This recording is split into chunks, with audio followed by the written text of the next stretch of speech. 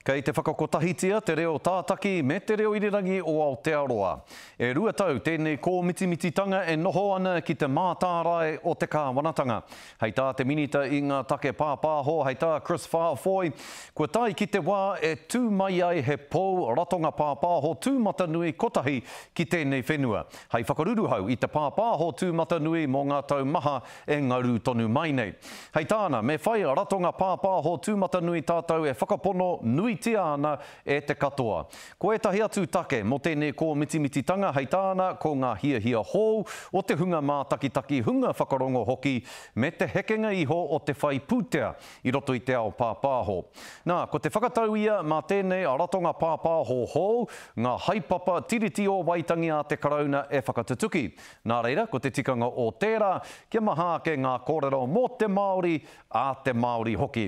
Nā, ka āhua roa tonu te ara, hei takahi, e tū mai ai tēnei pou ratonga pāpāho nei. Nā reira, hei te marama o hongongoi a te rātau ka tīmata.